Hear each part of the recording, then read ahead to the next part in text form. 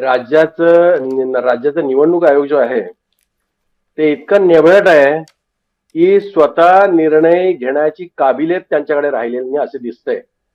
आपण त्यांचे पत्रकार परिषदेमध्ये उडालेली भांबेरी पाहिली आणि एकूणच निर्णय प्रक्रियेमध्ये निवडणूक आयोग ज्या पद्धतीनं नरमाईची भूमिका घेत आले त्या 24 नगर परिषदांच्या आरक्षणाच्या मुद्द्यावरती त्यांना याआधीच निर्णय घेता आला असता.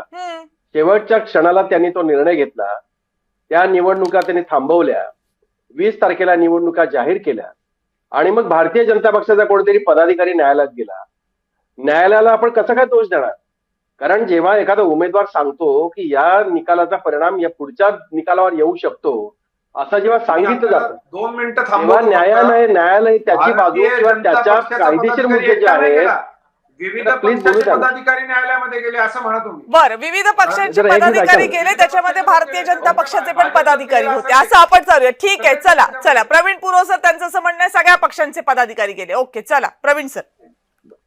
अहो, भारतीय जनता पक्ष असो किंवा काँग्रेस असो कोणीतरी गेला आणि त्याच्यामुळे न्यायालयामध्ये तुम्ही ऐकून तरी घ्याल की नाही? जरा 2 मिनिटं ऐकून घेण्याची तरी थोडंसं सेवा की आहे. 2 मिनिटं ऐका ना. अजितजी त्यांना बोलू देत ना. अजितजी तुमचा मुद्दा क्लिअर केलाय ना, त्यांना बोलू देत. आपण त्यांना सांगितलंय बोलू देत. खोटी माहिती देणार तर कशी ऐकून घेणार? अजितजी कोणी एक सांगू का? अहो, अजितजी तुम्ही राष्ट्रवादी काँग्रेसचा पदाधिकारी ऐकून घ्या जरा. तुम्ही जरा 2 मिनिटं तुम्ही कसं काय परत बोलता येतं का? 2 मिनिटं ऐकून घ्या ना. पण खरं सांगा, तुम्हाला ऐकता येत नाही का? अजितजी प्लीज त्यांना बोलू देत ना. त्यांनी थोडी भारतीय जनता पक्ष तुम्ही मागे घेतो शब्द. भारतीय जनता काँग्रेसचा पदाधिकारी गेला न्यायालयामध्ये. धन्यवाद. न्यायालयाची जबाबदारी आहे. गेले म्हणा. हो, ऐका तुम्ही. ऐकून घ्या जरा 2 मिनिटं समान. 2 मिनिटं ऐका जरा तुम्ही. खोटं कसं ऐकणार? निवडणूक.